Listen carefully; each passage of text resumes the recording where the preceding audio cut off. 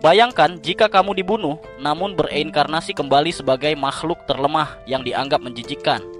Namun ada satu keanehan, setiap makhluk yang ia makan memberinya kekuatan, skill, dan evolusi baru. Semakin ganas lawannya, semakin cepat ia naik evolusi. Bersama teman dan klannya ia berburu, berkembang, dan menguasai kemampuan ajaib yang terus meningkat. Inilah kisah kelahiran monster terhebat, dimulai dari perut yang tak pernah kenyang. 俺はオーガになったのか。さあ、念願の初仕事だ。 Cerita dimulai ketika seorang gadis dengan brutal terus-menerus menusuk seorang pria yang sebenarnya sudah mati. Meski pria itu tak lagi bernyawa, gadis itu tetap menikamnya seperti orang gila, seolah mendapatkan kepuasan dengan menghapus keberadaan bajingan itu dari dunia. Darah pria itu mengalir seperti sungai, tetapi gadis itu tidak berhenti bahkan sedetik pun. Jelas bahwa gadis ini sangat membenci karakter utama, yaitu Kanada. Pria itu yang sekarang sedang sekarat bahkan tak peduli dengan namanya sendiri. Hanya satu hal yang terlintas di pikirannya saat menarik napas terakhir, bahwa ia akan mati. Ia pun menutup matanya. Namun ketika ia membukanya kembali, yang ia lihat adalah seorang pria tua berkulit hijau, sosok yang membuatnya jijik. Sebelum ia sempat berpikir lebih jauh, pria tua itu memberinya nama Gobu, meskipun itu dilakukan tanpa sengaja. Ia tidak bisa menolak karena tubuhnya lemah dan tidak bisa berbicara atau bergerak dengan benar. Pria tua itu lalu memberinya cacing untuk dimakan, dan anak kecil berkulit hijau itu pun menelannya. Ketika ia sadar untuk kedua kalinya, ia baru menyadari bahwa dirinya telah berubah menjadi seorang anak kecil berkulit hijau. Ia dikelilingi oleh anak-anak lain seperti dirinya. Itu berarti dalam kehidupan sebelumnya, ia memang sudah mati, dan kini ia dilahirkan kembali sebagai makhluk yang mengerikan. Ia mencoba berdiri, namun tentu saja seorang bayi baru lahir tidak bisa berjalan. Melihat dirinya sendiri, ia menangis sekeras-kerasnya, karena satu-satunya hal yang bisa ia lakukan hanyalah menangis, dan ia melakukannya dengan sangat baik. Pada hari ketiga, tubuhnya sudah tumbuh cukup besar untuk berjalan. Ia merasa kagum dengan para goblin yang bisa tumbuh dengan begitu cepat. Hatinya berdebar bahagia ketika mendengar suaranya sendiri. Setelah itu, ia mulai menggerakkan tubuhnya, mencoba menunjukkan kemampuan bertarungnya.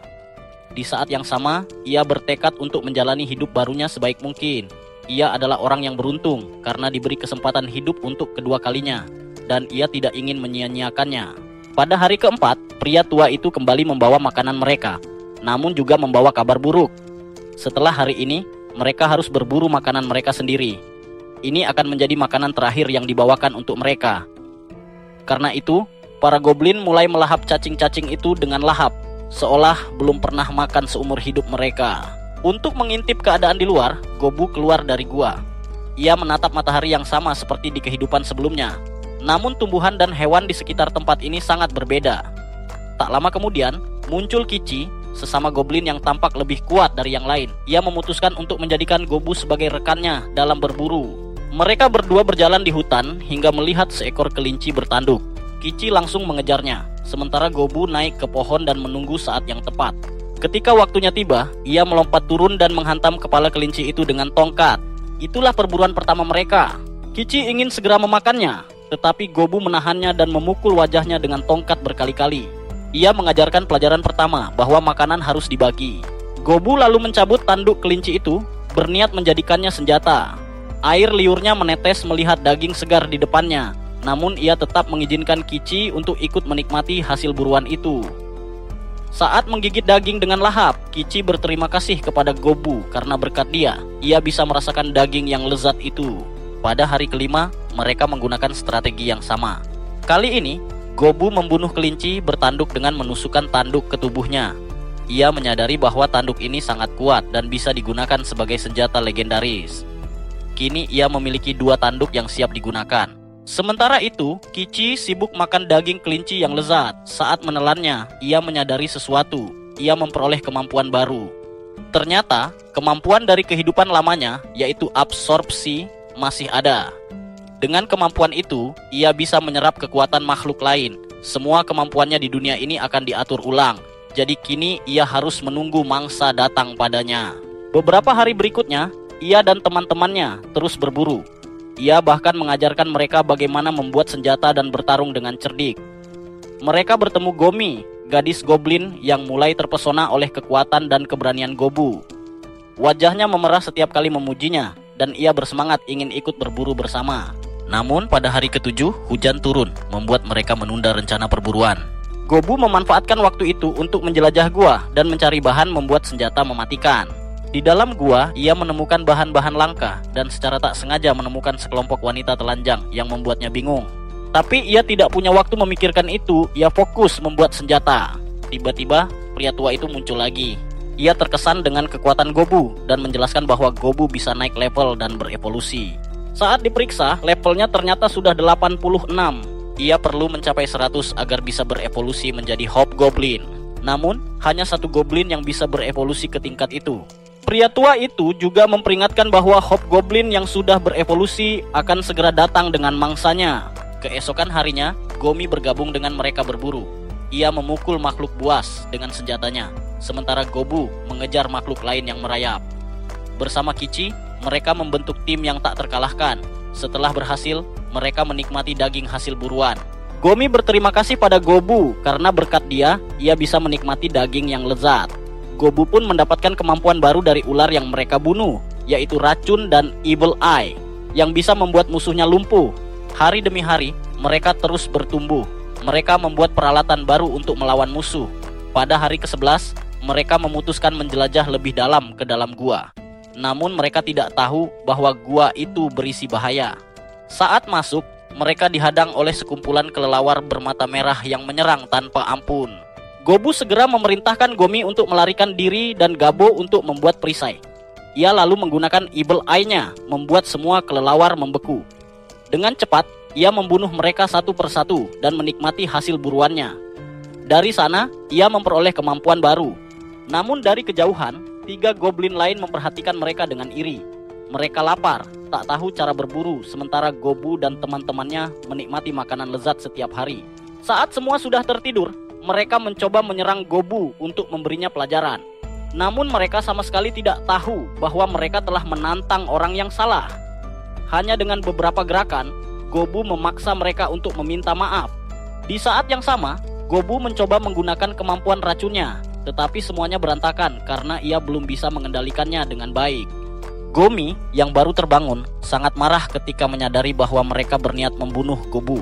Dalam amarahnya, ia langsung melompat untuk membunuh mereka. Namun sebelum sempat melancarkan serangan, Gobu menahannya dan memeluknya erat agar ia tidak terbawa emosi. Pada hari ke-13, mereka memutuskan untuk menangkap orc. Pertama-tama, Gomi memberikan pukulan keras dengan senjatanya. Setelah itu, Kichi mencoba mengalahkannya, tapi malah terpental jauh.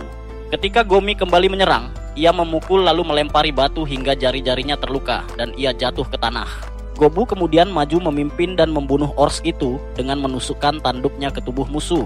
Setelah pertempuran, mereka mulai memanggang dan memakan daging orc. Dari pengalaman itu, Gobu belajar mendeteksi dan menganalisis rasa. Setelah kenyang, Gobu meminta mereka untuk membungkus sisa daging. Ia menyiapkan makanan itu untuk teman-temannya yang tidak ikut berburu. Ketika mereka melihat makanan tersebut, para goblin itu hampir gila karena lapar dan langsung melahapnya seperti orang kesetanan. Mereka semua bersyukur kepada Gobu karena telah memberi mereka makanan yang lezat. Dalam kehidupan sebelumnya, Gobu tidak pernah memikirkan yang lemah. Namun di kehidupannya yang baru, ia telah banyak belajar dan memutuskan untuk membantu para goblin yang lemah dan membutuhkan. Saat tertidur, sesuatu mengganggunya dalam mimpi. Sebuah sistem evolusi yang meminta izinnya untuk berkembang karena Gobu telah mencapai 100 level. Dengan kepala yang masih mengantuk, ia memberi izin itu. Akibatnya, pada hari ke-14, kepribadiannya berubah. Ia berevolusi menjadi Hoba Goblin, setengah goblin dan setengah manusia dengan wajah tampan. Bukan hanya Gobu, tetapi Kichi juga ikut berevolusi menjadi Hoba Goblin. Tak lama kemudian, Gobji datang dan matanya terbelalak melihat 2 goblin telah berevolusi. Sepanjang hidupnya, ini adalah pertama kalinya ia melihat goblin berevolusi hanya dalam waktu sebulan. Selain itu, Kichi sangat bersemangat untuk bertarung dengan Gobu. Dengan senyum lebar, Gobu menyetujui tantangan itu dan mereka keluar untuk berduel. Keduanya memiliki kemampuan bertarung yang luar biasa, tetapi Gobu jauh lebih cepat dari yang dibayangkan Kichi. Dalam beberapa gerakan saja, Gobu sudah menjatuhkannya. Singa tetaplah singa, tak peduli siapa lawannya. Sementara itu, Gomi diam-diam mengintai mereka. Tapi Gobu dengan penglihatan tajam seperti elang mengetahui keberadaannya. Ia juga menyadari adanya bahaya yang akan datang dan segera menyuruh Gomi membawa busur panahnya. Dari kejauhan, terlihat sekawanan serigala sedang berburu kelinci bertanduk.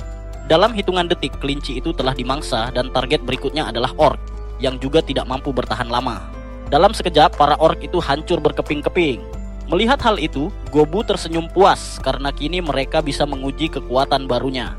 Gomi segera menembak salah satu serigala dengan busur silang, sementara Kichi memukul mereka dengan senjata kayu dan Gobu menebas dengan senjata mematikannya.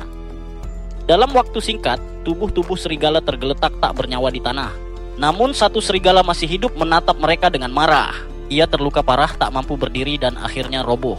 Gobu segera menyadari bahwa itu adalah pemimpin kawanan, lalu menggigitnya dengan rahang tajam dan memakannya. Dari situ Gobu memperoleh kemampuan untuk memberi perintah. Setelah itu, mereka mengambil semua daging dari kawanan tersebut dan kembali merasa senang karena bisa menikmati daging serigala.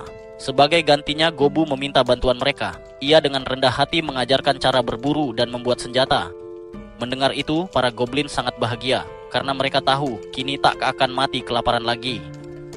Dalam kehidupan barunya ini, Gobu tidak hanya hidup untuk makan, tapi juga untuk berteman dan membantu yang lemah.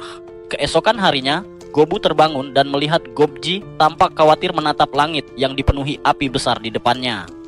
Pada hari ke-17, beberapa wanita goblin bunuh diri dengan meminum racun dan membakar diri mereka.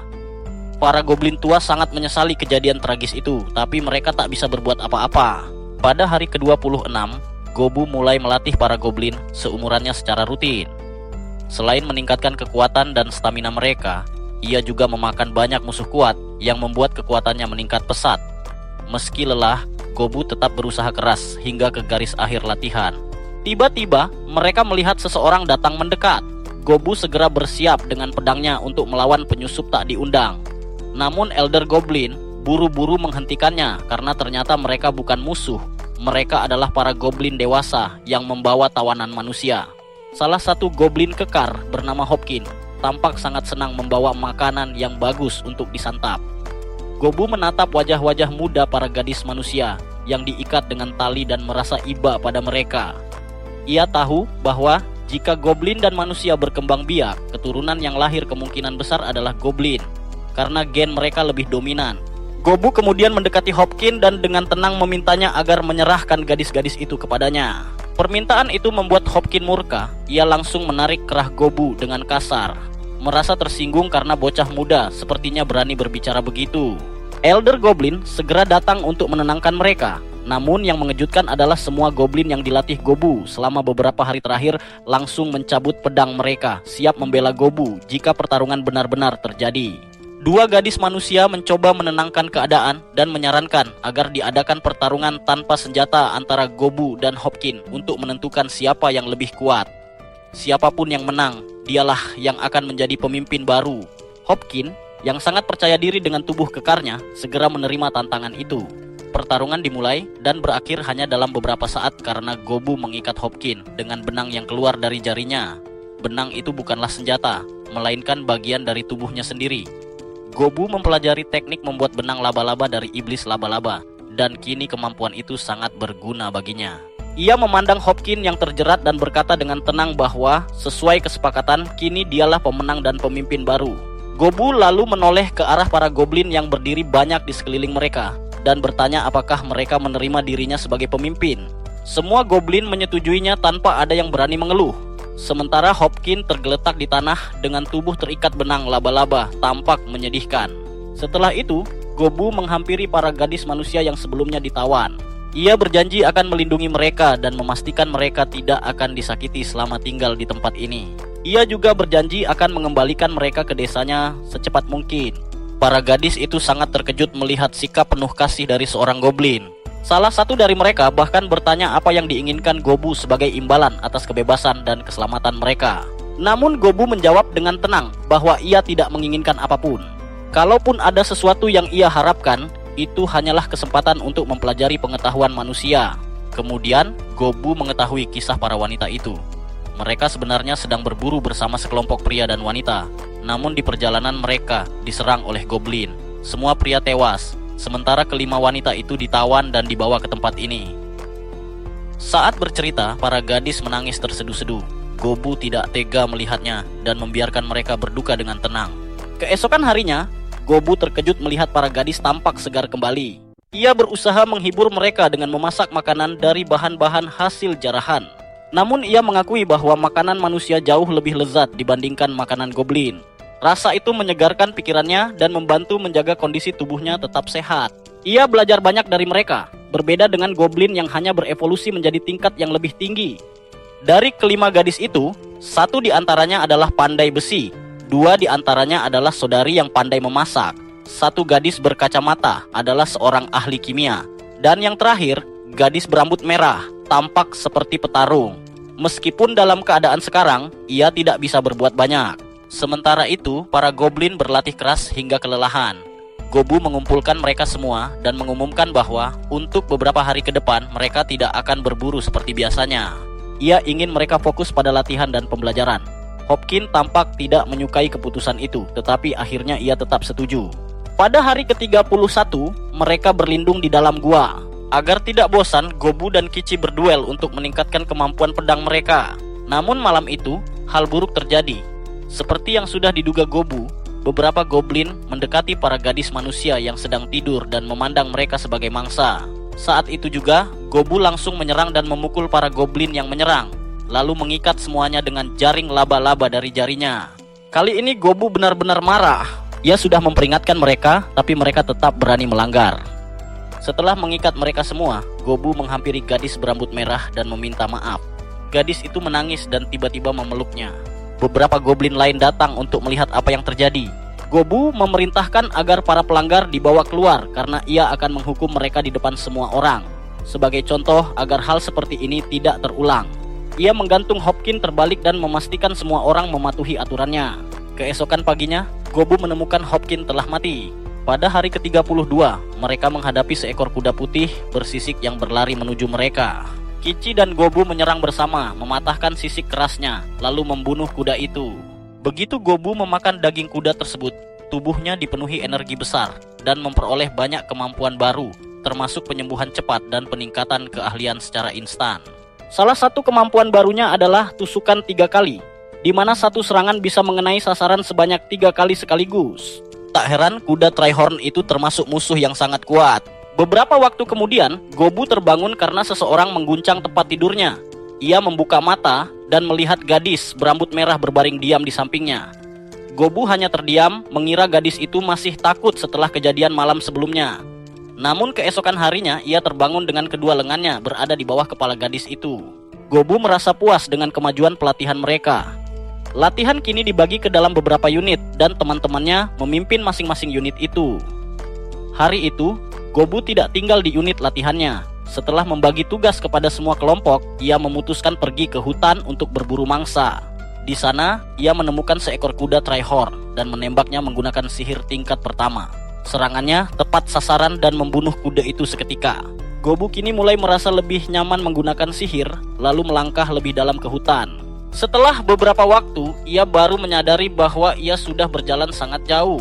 Ia melihat bercak darah di tanah dan teringat nasihat Gobji, jangan pernah berjalan ke arah utara hutan, karena di sanalah beruang merah yang mematikan tinggal.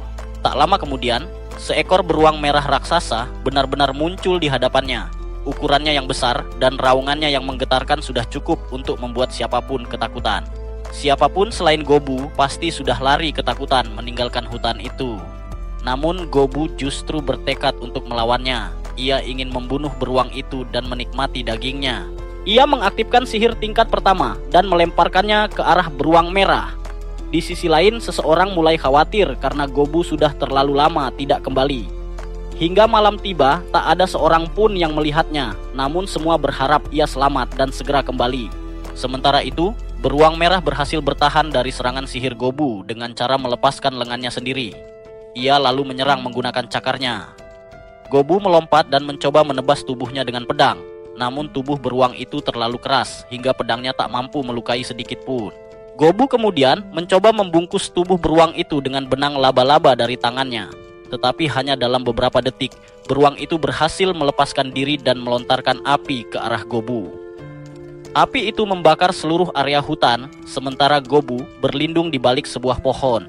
Bagi Gobu, Sungguh mengejutkan bahwa seekor beruang mampu bertahan pada suhu setinggi 2000 derajat. Namun kini, ia memutuskan untuk menghadapi makhluk itu apapun yang terjadi. Ia keluar dari balik pohon, berlari menuju beruang merah setelah membungkus tubuhnya dengan es, lalu menancapkan pedangnya tepat ke wajah beruang tersebut.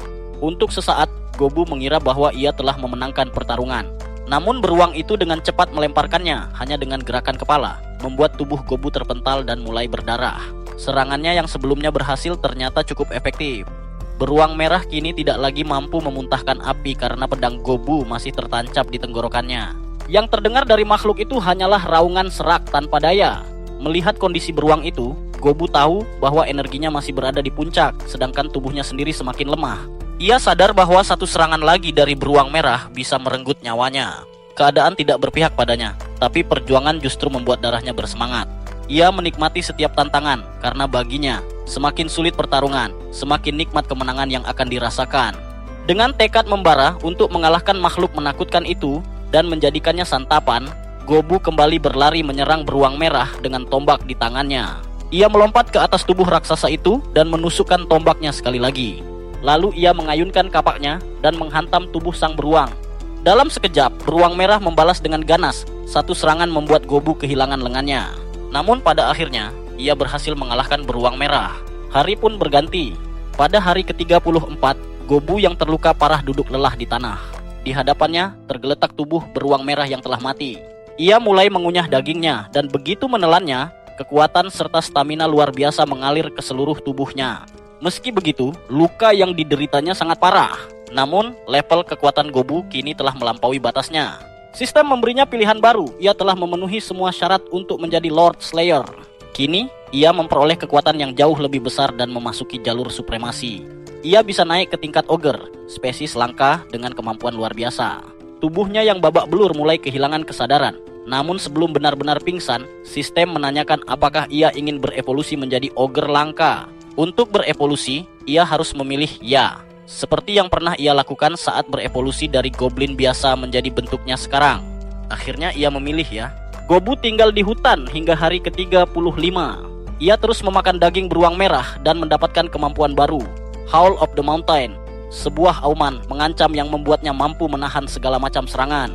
Di hadapannya, tubuh beruang mati tergeletak. Ia mengambil pisau untuk menguliti kulitnya, namun saat mengeluarkan pisau itu, ia merasa ukurannya berkurang drastis. Tanpa sadar, Gobu telah berubah menjadi ogre berotot raksasa dengan pola merah di tubuhnya dan kehilangan satu lengan. Para goblin lain menatapnya dengan bingung, tak mengenalinya lagi. Saat Gobu berdiri di depan mereka, semua langsung panik dan berlari ketakutan, mengira bahwa ogre telah menyerang. Gobu hanya terdiam dan menikmati reaksi mereka. Ketika mereka melihat sang raksasa tersenyum, ketakutan mereka semakin menjadi. Ia mencoba berbicara, tapi sebelum sempat menjelaskan bahwa dirinya telah kembali, Gomi datang dan menendangnya. Namun tubuh Gobu kini begitu kuat hingga tendangan itu sama sekali tidak berpengaruh, malah membuat Gomi jatuh kesakitan. Saat ia mengerang di tanah, Gobu akhirnya berkata bahwa itu dirinya. Semua goblin pun marah karena ia menghilang begitu lama, sementara Gobji justru takjub melihat perubahan besar dan evolusi Gobu yang nyaris mustahil dipercaya. Para penduduk desa terkejut dan menduga bahwa ia pasti memakan beruang merah untuk mencapai kekuatan seperti itu. Elder Goblin pun tak percaya, belum pernah ada yang berevolusi secepat ini. Dalam waktu hanya sebulan sejak kelahirannya, Gobu telah menjadi ogre dan mengalahkan penguasa hutan utara. Ia menerima pujian dari semua orang, sementara Gomi memarahinya seperti biasa. Dan Gobu bahagia karena berhasil selamat dan pulang. Tubuh Gobu kini tinggi, kekar, dan sama sekali tak mirip dirinya yang dulu. Semua goblin menatapnya penuh kekaguman. Evolusi seekor goblin muda menjadi pemimpin hutan dalam waktu sesingkat itu adalah keajaiban. Gobu menikmati campuran ekspresi kagum dan heran dari wajah mereka. Ia bertanya-tanya bagaimana reaksi para tawanan manusia jika melihatnya sekarang. Tanpa menunggu lama, ia menuju tempat para tawanan diikuti oleh Gober yang selalu menempel seperti anak bebek mengikuti induknya. Sesuai dugaannya, para gadis manusia itu hampir menjerit ketakutan saat melihat ogre raksasa berdiri di hadapan mereka. Butuh beberapa saat bagi mereka untuk menyadari bahwa makhluk itu sebenarnya adalah penyelamat mereka, Gobu. Pakaian lamanya kini robek dan tergantung seperti kain perca di tubuhnya, membuat penampilannya semakin aneh. Gomi bahkan masih bergelayut di tubuhnya sambil mencubitnya, namun Gobu sama sekali tak mempermasalahkannya. Gadis licik itu menatap sedih ke arah kapak penyok di tangan Gobu, senjata yang telah menemaninya dalam banyak pertarungan, tapi kini tak lagi bisa digunakan. Ia pun menawarkan diri untuk membuatkan pisau baru dari batu spirit. Gobu menepuk kepalanya dengan lembut sebagai tanda terima kasih, membuat gadis itu tersenyum tulus. Senyum hangat itu memenuhi ruangan dengan kebahagiaan. Namun dua gadis goblin yang bergelayut di kakinya mencubit lebih keras lagi, menunjukkan rasa cemburu mereka. Setelah itu, Gobu mendatangi saudari kembar yang bertugas memasak. Mereka mengeluh karena jumlah goblin yang ada terlalu sedikit, sementara mereka hanya berdua. Gobu, sebagai pemimpin hutan, segera memerintahkan staf logistik goblin untuk membantu mereka. Saudari kembar itu menerima bantuannya, dan Gobu merasa pemandangan ini luar biasa. Manusia dan goblin yang dulu musuh bebuyutan, kini bekerja sama demi bertahan hidup. Sambil tertawa, Gobu bercanda ingin menjadikan keduanya istrinya. Kedua gadis itu langsung tersipu malu dan tersenyum, sementara dua goblin perempuan yang cemburu memukul kepalanya dengan tongkat. Akhirnya, Gobu mengunjungi gadis alkemis yang sedang memegang cairan hijau di tangannya. Ia menduga itu racun, dan benar saja, sang alkemis mengaku membuat racun itu untuk membunuh goblin jahat yang dulu menjadi musuh mereka. Namun kini, setelah melihat kekuatan Gobu, ia menyadari racun itu sudah tidak berguna lagi. Ia mengakui bahwa tidak ada bahan atau ramuan apapun yang dapat membuat tubuh Gobu lebih kuat lagi. Gobu kemudian mengangkatnya ke dalam pelukan dan berkata lembut bahwa kekuatan yang ia miliki sekarang sudah lebih dari cukup baginya. Gadis alkemis itu kembali menampilkan senyum memesona seperti sebelumnya ketika Gobu memujinya. Kedua gadis goblin yang bersamanya langsung terbakar oleh amarah yang luar biasa. Ia telah menghabiskan waktu dengan mereka untuk membuat mereka bahagia. Sepanjang hari ia bahkan mengangkat mereka di pelukannya agar suasana hati mereka membaik. Namun pada akhirnya ia kelelahan. Hari itu adalah hari ke-36 dan Gobu tidak bisa melanjutkan latihan biasanya bersama para goblin. Sebelumnya mereka mampu menandingi kekuatan dan tenaganya, tapi kini bahkan pukulan paling ringan darinya sudah bisa membuat goblin biasa berada dalam kondisi kritis. Ia sudah sempat melukai salah satu goblin dengan parah dan bahkan merusak sebagian senjata milik Kichi. Setelah gencatan senjata ramah dengan Gobu, Kichi duduk di tanah mengatur napasnya, sementara Gobu lainnya menggunakan sihir tingkat tinggi untuk menyembuhkan goblin yang terluka. Setelah itu, ia menatap Kichi yang masih terengah-engah dan ingin tahu keadaannya, tetapi Kichi menolak berbicara dan buru-buru pergi berburu. Gobu bisa merasakan perubahan dalam perilakunya. Kemudian, ia memastikan bahwa para goblin dan tawanan bekerja sama dengan baik. Gomi dan Sato pergi berburu, sementara Go sibuk mencari batu roh untuk membuat senjata legendaris. Saat Gobu duduk di dalam gua bersama Hop, ia menjahit pakaiannya dan berharap Gomi bisa kembali dengan selamat dari perburuan. Para Hop mendengarkannya sebentar, lalu kembali tenggelam dalam buku bacaan mereka. Gobu ingin mereka memperhatikannya, tapi mereka terus membaca, membuatnya kesal. Elder Goblin tersenyum mendengar perdebatan kecil mereka dan merasa senang karena mereka akhirnya bisa menikmati hari-hari dengan tenang. Beberapa hari kemudian, Gobu mulai merasa seperti berada di rumah sendiri. Pada hari ke-37, setelah putaran latihan pertama, mereka berhenti untuk istirahat. Tiba-tiba, Go berlari menghampirinya dengan membawa seekor karbuncle yang terluka parah, yang ia temukan saat menggali di dalam gua. Melihat darah yang mengucur deras, Gobu menyarankan agar mereka membawanya ke alkemis supaya gadis itu bisa memberikan obat untuk memulihkan kekuatannya. Setelah mendapat perawatan, karbuncle itu terbangun dan memperkenalkan diri sebagai Latana. Ia berterima kasih dan menceritakan tragedinya bahwa manusia telah menyerangnya. Gobu memperhatikan batu permata indah di dahinya dan menyadari bahwa mungkin itulah alasan manusia menyerangnya. Batu itu bernilai 1 miliar keping emas. Tiba-tiba, Latana memohon kepada mereka untuk membunuh para petualang manusia brutal yang telah menyerangnya. Dengan mata berkaca-kaca, ia menjelaskan bahwa ada penyihir legendaris bernama Palpet yang menciptakan para karbuncle. Palpet biasa menyimpan batu permata berharga di tubuh mereka. Saat para penyerang datang, salah satu karbuncle mencoba menyelamatkannya dengan mengorbankan batu intinya yang membuatnya kehilangan sebagian hidupnya. Mereka sebenarnya sedang melindungi harta peninggalan tuan mereka, Palpet, yang berisi berbagai batu dan emas berharga. Karena itu, manusia ingin mencurinya. Namun Palpet sangat membenci manusia. Jadi jika Gobu mau membunuh para petualang itu, ia akan memberikan seluruh hartanya kepada Gobu. Gobu lalu memanggil semua goblin dan memutuskan untuk pergi ke ruang harta karun itu. Ia meminta gadis pandai besi untuk memberinya pisau dari batu roh, agar bisa memperkuat senjatanya. Setelah itu, ia menjelaskan rencananya kepada para goblin prajurit. Mereka akan memperingatkan para petualang terlebih dahulu dan hanya menggunakan kekuatan jika mereka menolak untuk pergi. Go membawa mereka menuju lubang tempat ia menemukan Carbuncle. Di bawah lubang itu, terdapat ruang harta karun besar milik Valpet. Gobu menghadapi para petualang dan memperingatkan bahwa tempat itu bukan milik mereka, sehingga tindakan mereka adalah pencurian. Namun, peringatan itu diabaikan dan mereka menyerangnya dari segala arah. Gobu menyadari bahwa tubuh para manusia itu dihiasi permata, tanda keserakahan mereka. Serangan mereka begitu teratur, tetapi mereka langsung ketakutan saat salah satu petualang meledakkan kepala Go dengan sihir tingkat 3 yang ternyata tidak berpengaruh. Menyadari mereka tidak akan mau mendengar, Gobu memanggil para goblin lain dan membantai semua petualang itu. Setelah itu mereka menelanjangi dan memakan daging para petualang tersebut. Dari sana Gobu mendapatkan kemampuan Crusader, Guardian, dan High Wizard.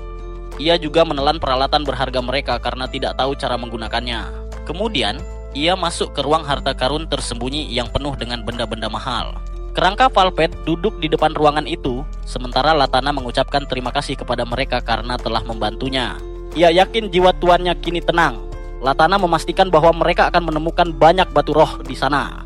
Ia duduk di tangan Gobu, mendoakannya hidup sehat, lalu menghilang. Batu di dahinya jatuh ke tangan Gobu. Setelah mengucapkan doa untuk Latana, mereka mengumpulkan semua harta ke dalam kotak sihir besar. Sebelum pergi, Gobu membakar jasad Valpet dan menemukan tangan logam yang tersisa di sana. Saat ia mengenakan tangan itu pada lengannya yang terputus, tangan tersebut menyatu dengan dagingnya dan bisa bergerak seperti tangan asli. Ia mendapatkan banyak kemampuan baru. Setelah itu, ia menghancurkan ruang itu agar lubang tertutup. Malam itu, mereka merayakan kemenangan dengan makanan dan minuman. Pada hari ke-38, Gobu menghabiskan waktunya bersama si pandai besi. Pada hari ke-39, ia membagikan baju zirah berharga kepada para hobgoblin, menyisakan tombak permit silin dan beberapa lainnya untuk dirinya. Kini ia memiliki 3 item kelas legendaris yang nilainya cukup untuk menjalankan satu negara. Ia puas melihat level para goblin meningkat berkat latihan dan perlengkapan baru itu. Mereka menikmati sup beruang yang lezat. Pada hari ke-40, setelah puas dengan hasil latihan, ia memutuskan untuk membentuk kelompok tentara bayaran. Hari ke-41, Gobu ingin melihat monster-monster yang belum pernah ditemuinya. Monster pertama yang ia temui adalah laba-laba emas yang menghasilkan barang-barang mahal. Ia memakan cangkangnya dan memperoleh banyak kemampuan. Kini jarinya bisa menenun seperti jaring laba-laba. Berikutnya ia bertemu dengan rusa merah bertanduk mawar. Lalu, ia melangkah ke bagian terdalam hutan dan menemukan pohon besar yang menaungi seluruh area. Di sana, ia melihat makhluk indah bernama Dryad, terkenal karena kecantikannya. Mereka berwujud wanita dan menggoda makhluk jantan dari ras kuat untuk memakannya. Gobu teringat cerita Elder Goblin yang pernah ingin melihat Dryad sebelum mati. Kini makhluk itu berdiri tepat di depannya. Dryad memujinya karena tubuhnya yang tinggi dan berotot. Pesonanya sungguh tak nyata. Gobu gugup saat Dryad semakin mendekat dan menempelkan tubuhnya kepadanya. Keringat dingin menetes dari dahinya dan ia semakin sulit menahan diri. Ia teringat pengalaman masa lalunya sebagai manusia, tapi tubuh goblinnya kini tak terbiasa dengan godaan semacam itu. Takut menjadi santapan Dryad, ia berusaha mencari cara untuk bertahan hidup. Untuk pertama kalinya, ia menggunakan kekuatan libidonya. Dryad sangat senang dengannya dan memberikan berkahnya. Ia bahkan memintanya untuk datang lagi suatu saat nanti. Gobu mengaku menikmati pengalamannya, lalu membersihkan tubuhnya di danau terdekat. Setelah itu, ia bertemu Lizardman dan Banteng Liar, mengalahkan keduanya dengan mudah dan mendapatkan kemampuan baru. Pada hari ke-42, Gobu menunjuk Go sebagai guru bagi 2 goblin yang ingin belajar sihir. Namun, ia mulai merasakan bahwa gadis pandai besi terlihat kesal padanya. Lalu pada hari ke-43, tampaknya semua orang, terutama para gadis, marah padanya. Mereka bahkan menghindarinya. Akhirnya, ia menemui gadis alkemis yang mengungkap alasan mereka kesal. Ternyata setelah bertemu Dryad, di leher Gobu terdapat bekas ciuman yang terlihat jelas. Para gadis itu cemburu karena ia memilih seseorang dari luar kelompok mereka. Gobu merasa sangat malu saat tahu bahwa semua orang kini sudah mengetahui hal itu. Ia tak bisa berbuat apa-apa lagi dan sempat terpikir untuk melarikan diri dari tempat itu. Namun, gadis alkemis itu tiba-tiba berbisik di telinganya, mengungkapkan perasaan tulus yang selama ini ia pendam dan memintanya untuk menerima cinta itu secara diam-diam. Pada saat yang sama, gadis-gadis lain melihat kedekatan mereka dan terbakar oleh rasa cemburu. Ternyata semua gadis itu menginginkan Gobu, sementara ia sama sekali tak menyadarinya. Ia menghabiskan waktu bersama mereka semua dan mendapatkan banyak kemampuan baru. Sementara itu, Kichi berjaga di luar dan tidak mengizinkan siapapun mengganggu. Pada hari ke-44, Gobu akhirnya terbangun dan menyadari bahwa dirinya kini jauh lebih kuat. Ia telah menghabiskan waktu bersama gadis berambut merah dan Gomi, serta menggunakan kemampuannya untuk menyadari ada sekelompok orang asing mencurigakan yang sedang mendekati gua mereka. Ketika Gobu keluar untuk menemui mereka, para elf itu berbicara padanya dengan nada meremehkan karena menganggapnya lemah. Namun Gobu tak terpancing, ia hanya menanyakan tujuan mereka datang ke sini. Dengan arogan, para elf itu mengaku bahwa mereka datang hanya untuk meminta bantuan. Sebenarnya, manusia ingin mendapatkan harta mereka sendiri, dan para elf itu datang untuk menawar bantuan sebagai perantara, menawarkan imbalan berupa makanan setiap bulan. Gobu merasa seolah mereka memperlakukannya seperti anjing yang diberi makan, dan hal itu membuatnya marah. Ia menegaskan bahwa jika mereka ingin meminta bantuan, seharusnya dilakukan dengan sopan. Namun para elf tetap bersikap angkuh. Dalam kemarahan, salah satu elf mencoba mencabut pedangnya, tanpa tahu bahwa itu akan menjadi kesalahan terbesar mereka. Saat itu juga Gobu menunjukkan sedikit dari kekuatan dahsyatnya. Melihat kekuatan itu, para elf ketakutan setengah mati dan bahkan tak mampu melarikan diri. Elf lain yang bersembunyi mencoba menembaknya dengan panah. Namun Gobu yang sudah bersiap menangkap panah itu dengan giginya dan menatap mereka tajam, menunjukkan siapa bos sebenarnya. Pemimpin para elf yang ketakutan segera memerintahkan anak buahnya untuk berhenti menyerang, karena menantang Gobu sama saja dengan mencari mati. Tiba-tiba Gobu mengeluarkan sebuah tombak legendaris yang mampu menembus tubuh setiap elf. Tombak itu memiliki kemampuan khusus membunuh mangsanya tanpa ampun. Melihat amarah Gobu, para elf memilih kabur secepat mungkin. Goblin tua menasihati Gobu agar tidak menunjukkan sisi jahatnya. Namun Gobu tahu itu perlu dilakukan agar para elf tak berani datang lagi. Pada hari ke-45, Gobu memburu Grey Slime dan membakarnya hingga menjadi abu. Dari situ ia mendapatkan inti yang kemudian ia konsumsi. Setelah menelannya, Gobu memperoleh kekuatan slime. Darahnya kini bisa memunculkan slime kapanpun ia terluka. Dengan slime ini, ia bisa memantau sekitar dan memerintahkan mereka untuk membuat pakaian dan perlengkapan baru. Mereka semua senang dengan pakaian barunya. Selain itu, Gobu juga bisa menggunakan slime untuk mengawasi musuh dan mendeteksi penyusup. Suatu hari, slime miliknya melaporkan bahwa para elf datang lagi. Gobu tak menyangka mereka akan muncul secepat ini, tapi ia sudah siap. Begitu mereka mendekat ke gua, Gobu menciptakan badai besar yang membuat para elf tak bisa bergerak dan akhirnya menyerah. Kali ini Gobu benar-benar marah dan ingin memberi pelajaran. Ia mengikat mereka dengan jaring laba-laba sehingga tak bisa bergerak. Saat Gobu menanyai alasan mereka datang, mereka mengaku bahwa semua ini karena pemimpin mereka. Pemimpin yang merasa harga dirinya telah diinjak oleh Gobu dan ingin membalas dendam. Walau mereka menolak, sang pemimpin memaksa mereka ikut. Dengan nada murka, Gobu memberi tawaran. Jika ingin hidup, mereka harus bertarung dengannya dalam pertempuran pura-pura. Jika menang, mereka bebas. Jika kalah, lidahnya sudah haus akan rasa darah elf. Tak ada pilihan lain, sekitar 23 elf pun melawan. 5 diantaranya kalah. Beruntung bagi para gadis, karena semua yang bertarung adalah laki-laki, dan Gobu menikmati darah mereka dengan puas. Sebenarnya ia sengaja melindungi para gadis agar tak terbunuh di depan matanya. Setelah itu, Gobu mengumumkan bahwa ia telah mengampuni mereka, tapi mereka harus hidup sebagai tawanan. Tiba-tiba, Goblin tua muncul dan menuntut waktu khusus bersama para gadis. Mendengar itu, para gadis menahan napas ketakutan. Namun mereka aman karena Gobu ada di sana. Ia mengancam Goblin tua itu agar tak berbuat macam-macam.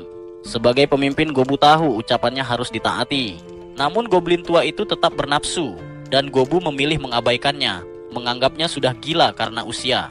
Perhatiannya beralih pada seorang elf yang ingin ia bunuh. Namun elf itu memohon agar wajahnya tidak dirusak.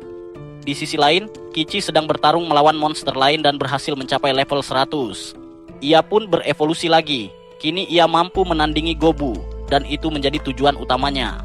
Pada hari ke-49, Kichi kembali. Sebagian goblin ragu mengenalinya, tapi Gobu tahu itu dia dan menyambutnya dengan hangat. Ia kini naik peringkat berkat berkah dari Dewa Api dan demi Dewa Perang. Merasa dirinya lebih kuat dari Gobu, ia menantangnya untuk duel. Dengan senyum Gobu menerima. Dalam pertarungan itu, Gobu keluar sebagai pemenang setelah menjatuhkan Kichi. Meski Kichi lawan tangguh, ia tetap tak cukup kuat untuk mengalahkan Gobu. Setelah itu, dalam mimpinya, Gobu melihat seseorang yang memberinya kemampuan khusus sebagai hadiah, meski ia tak tahu siapa orang itu. Saat bangun, ia mencoba mengingat kejadian itu.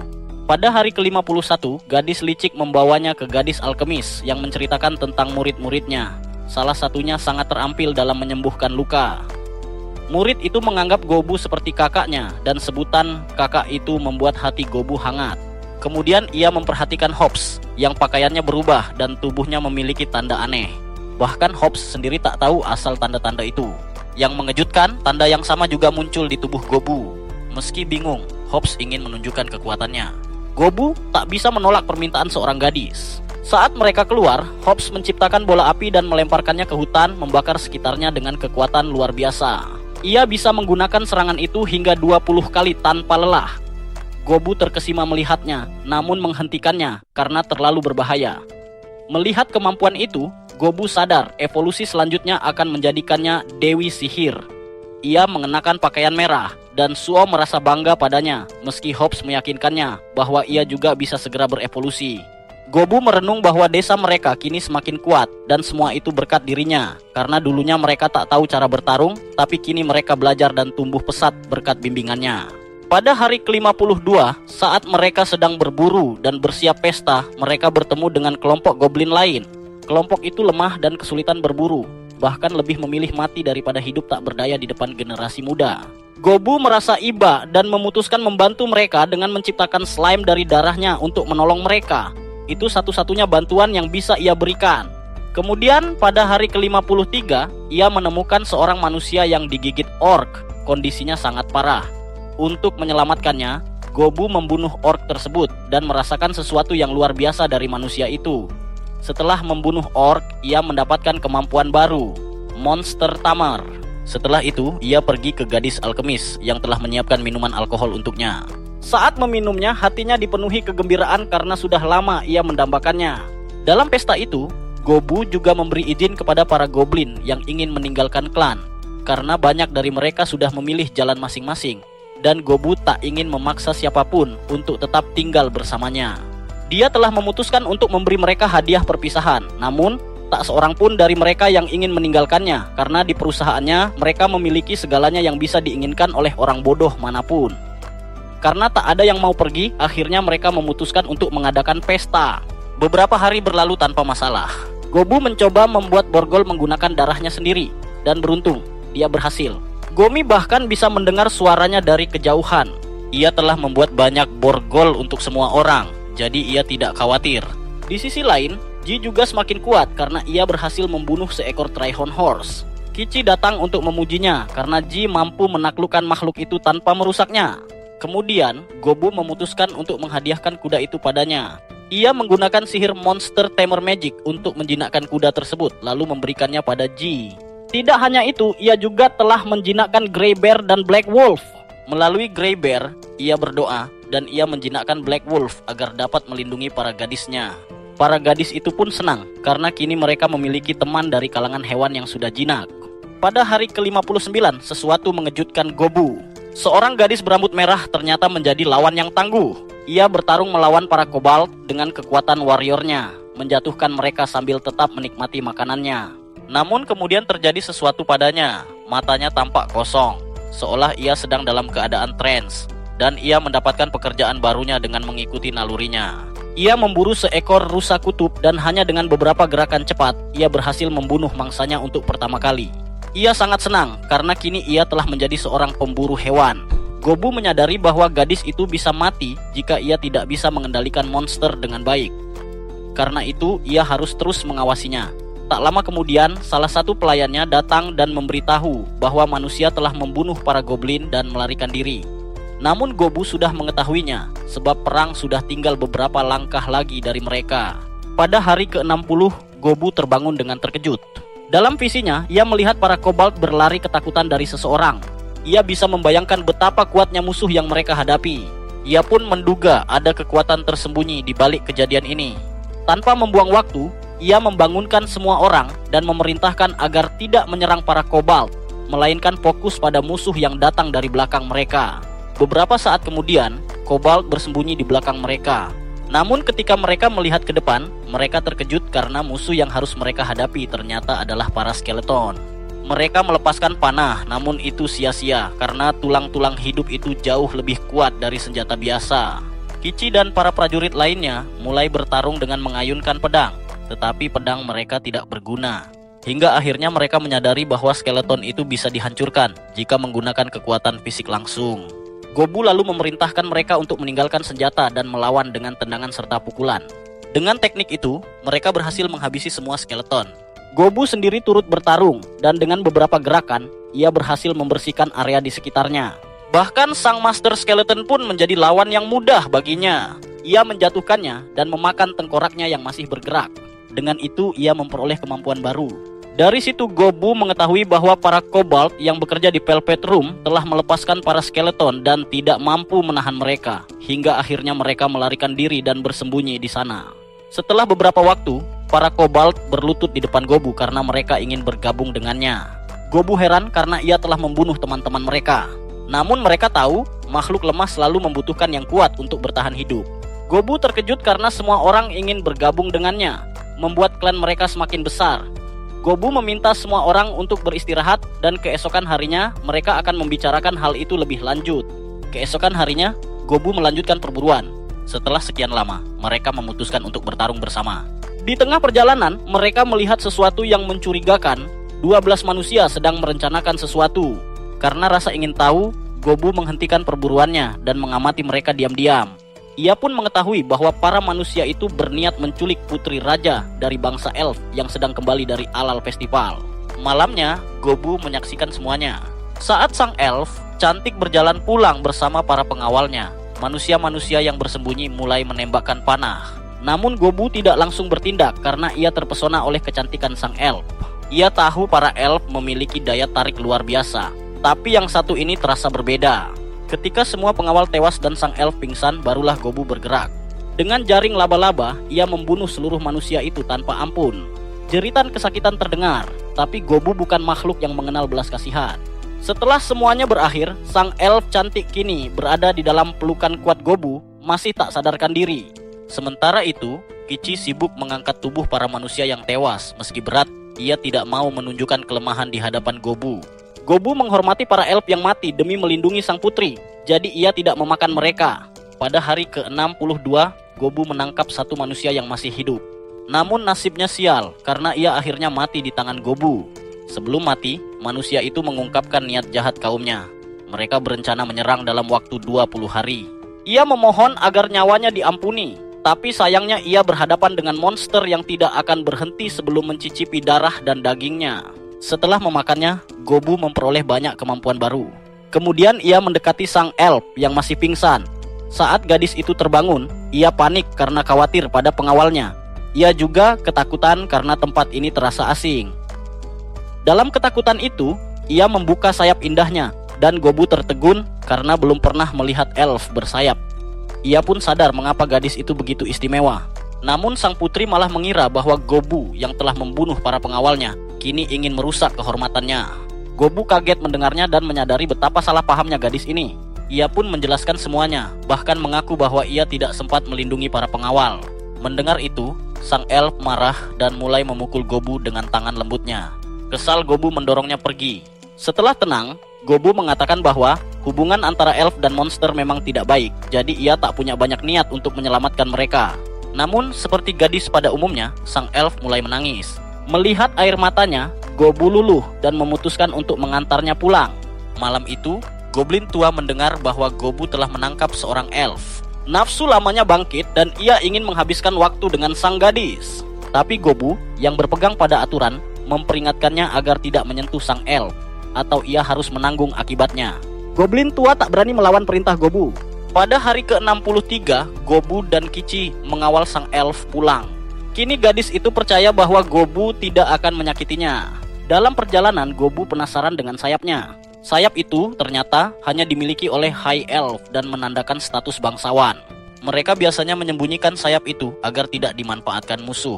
Karena sang putri masih muda dan berpangkat hijau, ia belum bisa menyembunyikan sayapnya dari Gobu.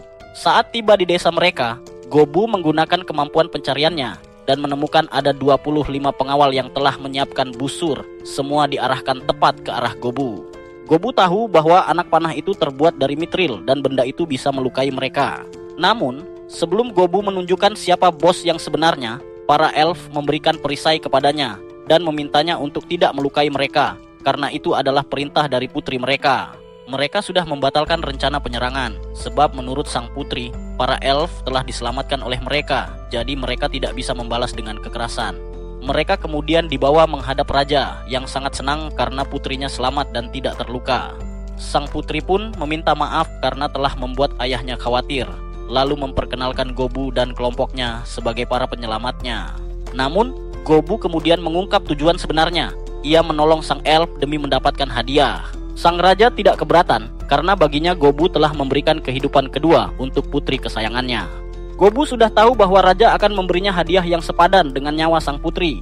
Seperti yang ia duga, raja memerintahkan pelayannya untuk membawa Velma, sebuah pusaka ajaib yang diwariskan turun-temurun. Melihat pusaka itu, semua orang terkejut karena benda itu sangat berharga dan merupakan milik desa mereka. Gobu sangat senang dengan pemberian tersebut, namun ia juga membawa kabar penting tentang manusia. Saat raja mendengarnya, ia terkesan dan memutuskan untuk membuat kontrak antara mereka. Sebagai imbalan, raja memberikan benda sihir, batu roh, dan pisau ajaib. Ketika mereka hendak pergi, raja bertanya tentang pasukan yang hilang. Gobu tak bisa memberitahu bahwa pasukan itu sebenarnya sudah menjadi korban kerakusannya. Karena hubungan antara mereka baru saja terjalin, ia berpura-pura tidak tahu dan bertingkah seperti makhluk paling polos di dunia. Sebelum berangkat, Gobu diberi obat dan arak buatan desa elf. Saat menggenggamnya, hatinya berdebar bahagia. Setelah meminumnya bersama kelompoknya, ia berjanji dalam hati untuk tidak memutus hubungan dengan kaum elf. Hal itu membuat Gomi terkejut dan menatapnya dengan mata terbuka lebar. Pada hari ke-64, Gobu terbangun dan menyuruh Gomi membuka matanya. Tapi ketika ia melihatnya, matanya membelalak. Gomi telah berubah menjadi varian Damper. Penampilannya sangat menggoda, bahkan melampaui imajinasinya. Gobu tak mampu memalingkan pandangannya sedetik pun. Bukan hanya Gomi yang berevolusi, melainkan 8 lainnya juga telah berubah.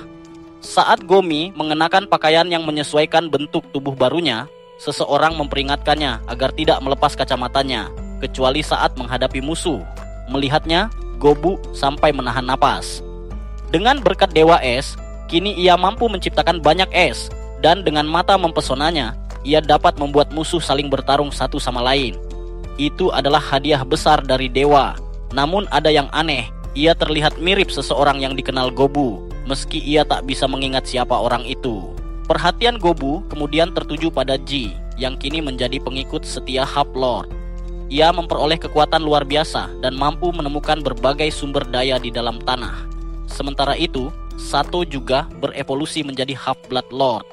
Dengan kekuatan darahnya, ia mampu memaksa siapapun berlutut. Hal yang mengganggu Gobu adalah tato di tubuh mereka sama dengan miliknya, meski bentuknya berbeda. Ia harus memecahkan misteri itu. Saat ini, Goblin tua memutuskan memberi nama baru bagi mereka yang telah berevolusi. Apsado, yang memiliki kekuatan darah, kini disebut Blood Shadow. Gomi kini bernama Dami.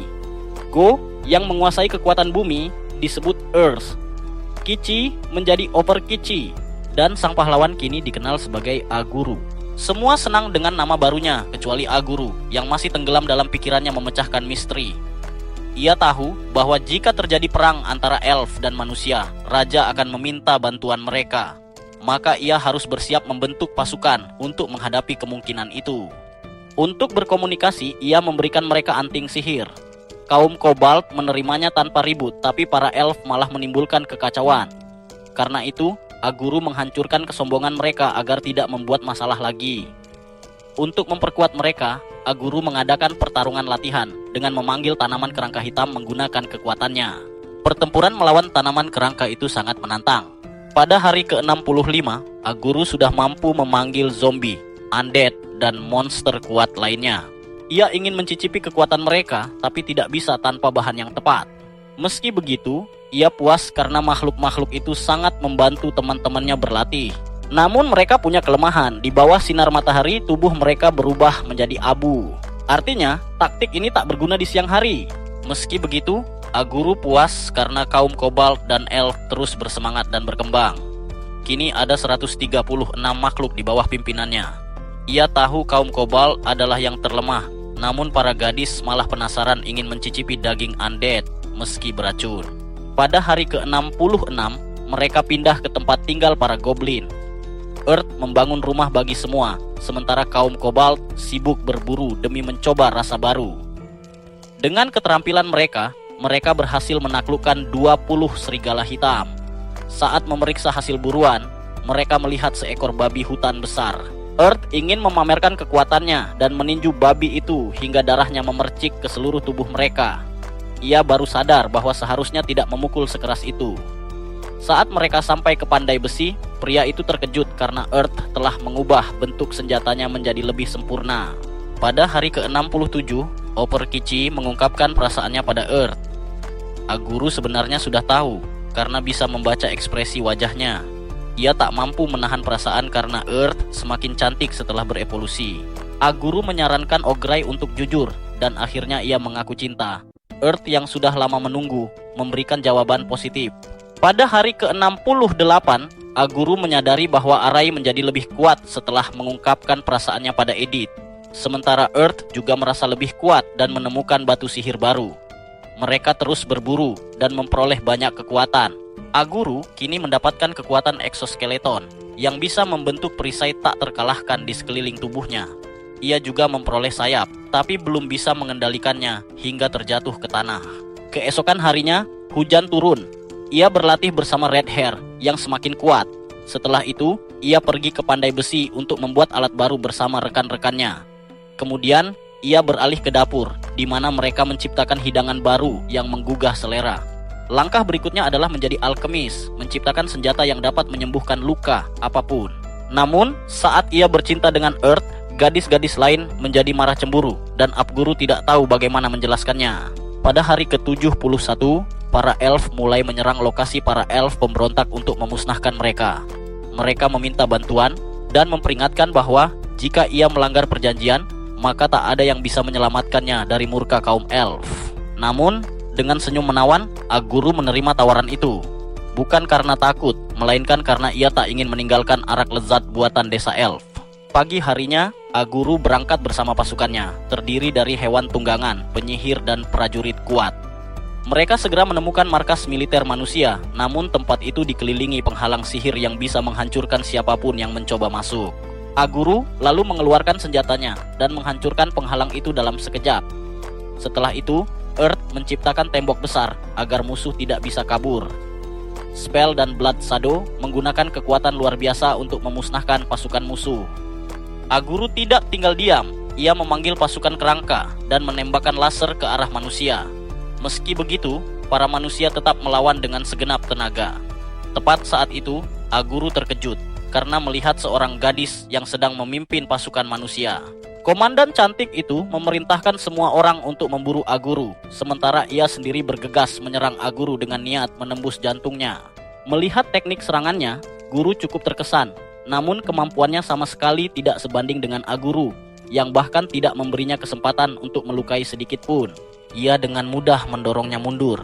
Meski begitu, Aguru yang terpesona oleh kecantikannya memutuskan memberinya kesempatan untuk mundur. Namun sang komandan terlalu percaya diri pada kekuatannya sendiri. Aguru kemudian memerintahkan timnya untuk tidak menyakiti Mage, Priestess, dan Knight. Sementara sisanya boleh mereka nikmati sesuai perintah. Mereka segera melaksanakan instruksi itu dan mulai menyingkirkan musuh-musuhnya. Kekuatan paling menginspirasi datang dari Dami, yang dengan kemampuannya mampu membuat manusia saling bertarung satu sama lain. Blood Shadow juga menggunakan kekuatan darahnya untuk menghancurkan musuh dengan cara menghantamkan senjatanya ke tanah. Sementara itu, Earth membuktikan bahwa dirinya tak kalah kuat dari yang lain. Karena kerjasama yang hebat dari tim Aguru, mereka berhasil memenangkan pertempuran tanpa kehilangan satupun anggota. Namun, meski sudah menang, pertarungan sengit masih terjadi antara Aguru dan Knight. Aguru terluka oleh serangan Knight yang pedangnya memiliki kekuatan luar biasa. Ia memberi perlawanan sengit, terutama ketika seekor naga biru muncul dan Knight mendapat bantuan dari seorang mage. Pertarungan menjadi terlalu rumit untuk ditahan, hingga Aguru memutuskan untuk menyerah. Dalam situasi itu, Knight nyaris menghadapi kematian. Namun Aguru yang sudah terpesona olehnya tak bisa membiarkannya mati. Ia mendorong Knight ke belakang dan menghadapi sang naga sendirian. Dengan kekuatan dahsyatnya, Aguru memaksa naga itu mundur. Semua orang terkejut menyaksikan kekuatannya yang luar biasa. Bukan kekuatan biasa. Knight hanya bisa terpana menyaksikan kemampuan Aguru. Tak lama kemudian mereka ditangkap dan Aguru memutuskan untuk mundur dari sana. Ketika mereka tiba di desa Elf, Raja Elf menyambut mereka dengan hangat. Sang raja menyiapkan hidangan besar untuk mereka, dan yang paling membuat Aguru gembira adalah alkohol. Sesuatu yang tidak pernah membuatnya bosan. Raja Elf berterima kasih kepada Aguru karena telah menyelamatkan desa mereka dari serangan manusia. Setelah itu, Aguru pergi mengawasi para gadis manusia. Dari pengamatannya, ia menyadari bahwa manusia jauh lebih lemah daripada bangsa Elf. Malam harinya, Aguru memutuskan untuk merampas kemurnian mereka. Ia meletakkan tangannya yang jahat pada Knight dan mengabaikan penolakannya. Seorang gadis lain hanya bisa terpaku menyaksikan semuanya. Setelah kejadian itu, para gadis mendapati ada anting khusus di telinga mereka. Anting itu dipasang agar mereka tidak bisa berbohong. Semua itu sebenarnya dilakukan demi para tetua Elf. Aguru juga dikenal memiliki kemampuan negosiasi yang luar biasa. Ia tahu bagaimana membuat seseorang berbicara. Ia menambah jumlah alkohol yang disajikan untuk para Elf, dan Aguru yang sudah mabuk mulai memberikan informasi tentang manusia tanpa ragu. Di sisi lain, Raja Elf menerima kabar bahwa manusia akan menyerang mereka. Mendengar hal itu, sang raja dan putri Elf menjadi sangat khawatir karena mereka tahu manusia berniat mengintai dan menyerang komunitas Elf dari 3 sisi sekaligus. Meski bukan strategi terbaik, mereka tidak punya pilihan lain. Raja Elf juga terkesan dengan pengetahuan Aguru tentang manusia. Di sisi lain, Aguru dan timnya bersiap untuk menghadapi manusia karena mereka sudah mengetahui rencana serangan itu. Aguru memerintahkan anak buahnya untuk bersembunyi dan bersiap. Ia tahu bahwa ada sekitar 500 manusia yang datang dengan persenjataan lengkap. Pertempuran dimulai. Para goblin memblokir jalan dengan menebang pohon, lalu melemparkan batu-batu besar ke arah musuh. Banyak dari manusia terluka parah. Tim Aguru kemudian menembakkan panah ke arah mereka dan banyak yang tewas karena tidak siap menghadapi serangan mendadak itu. Aguru merasa sedikit lega karena sebagian besar musuh telah mati. Hanya 100 orang yang tersisa. Namun kesulitan muncul ketika komandan musuh memerintahkan pasukannya untuk membuat perisai pertahanan dari batu, membentuk lingkaran pelindung yang sangat kuat. Melihat kemampuan komandan itu, Aguru kagum. Ia sadar rencana awalnya tidak akan berhasil, sehingga ia memutuskan untuk menjalankan strategi kedua. Aichi maju ke depan untuk menyerang. Bersama para goblin lainnya, ia berlari ke arah musuh sementara para penyihir menyerang dengan sihir. Dengan kekuatan besar, Aichi menembus barisan musuh dan menyerang para prajurit secara langsung. Aguru sangat berharap pada Agrakichi karena ia tahu rekannya itu bisa mengendalikan situasi. Satu persatu musuh berhasil disingkirkan. Tak lama, Operkichi harus melawan prajurit serigala yang ternyata lemah di hadapannya. Namun meski lemah, prajurit itu tetap tersenyum dan tidak menunjukkan rasa takutnya. Aguru kagum pada keberanian itu. Suara benturan senjata bergema di seluruh medan perang.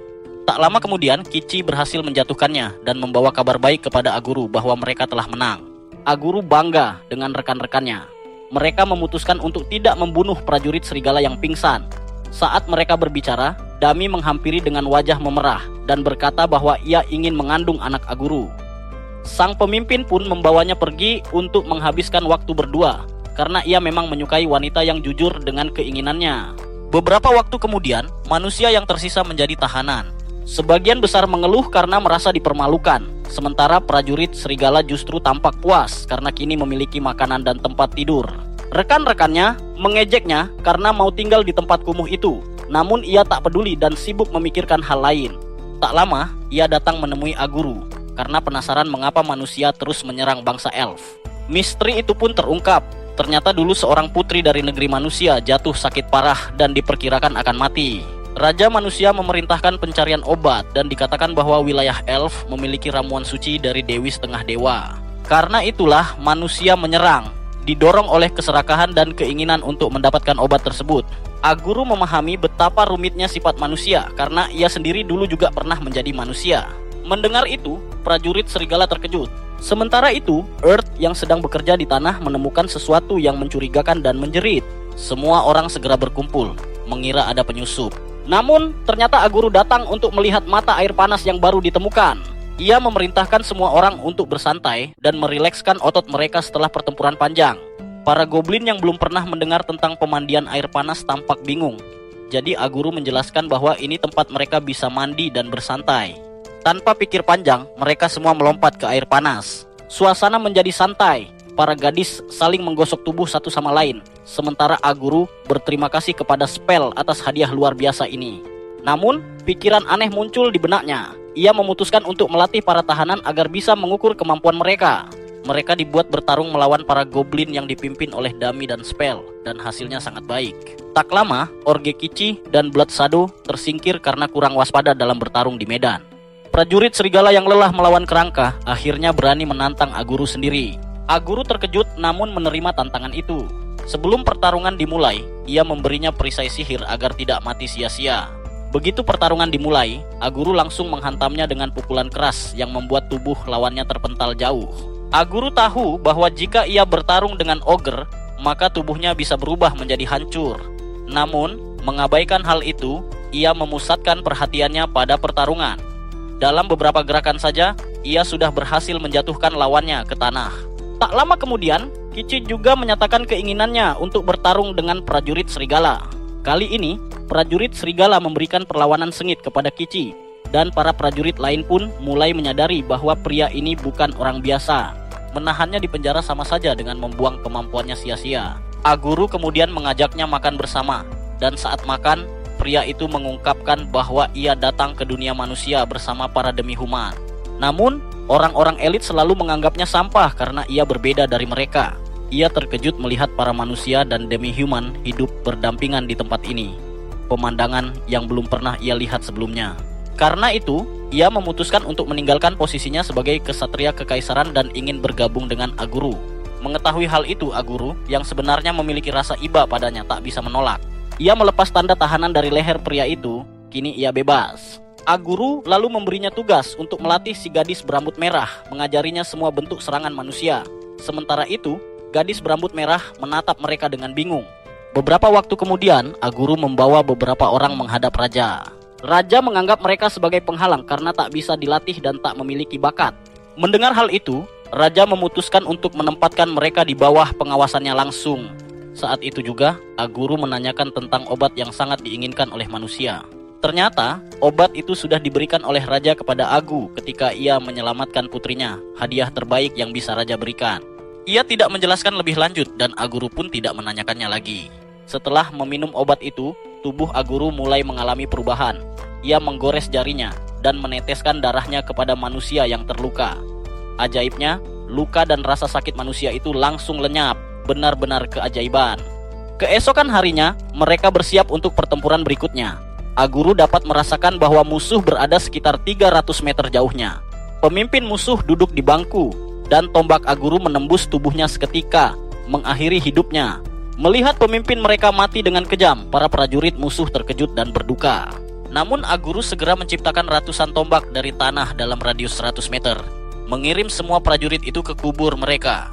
Tubuh-tubuh mereka tergeletak di tanah tanpa ampun, dan Aguru melemparkan lendir birunya yang tampak seperti lautan menelan mereka semua. Setelah itu, pertempuran menjadi jauh lebih mudah karena sebagian besar musuh telah dibunuh oleh tombak-tombak ogre. Rekan-rekan Aguru merasa puas, tanpa sedikit pun rasa penyesalan atas kematian para musuh. Malam itu, Aguru membawa gadis berambut merah menuju kerajaan elf. Melihat manusia bersama Aguru, para elf menunjuk-nunjuk mereka dengan curiga, namun tak satu pun yang cukup berani untuk mendekat. Bahkan gadis berambut merah pun merasa bahwa keputusan Aguru untuk membawa mereka ke sini adalah kesalahan. Namun Aguru menenangkannya, mengatakan bahwa mereka tak perlu khawatir karena sifat sang raja berbeda dari para bawahannya yang membenci manusia. Tak lama kemudian, mereka berdiri di hadapan Raja Elf yang menyambut Aguru dengan hangat. Tentu saja, karena Aguru telah menyelamatkan mereka dari manusia, berkat dirinya, mereka kini hidup aman.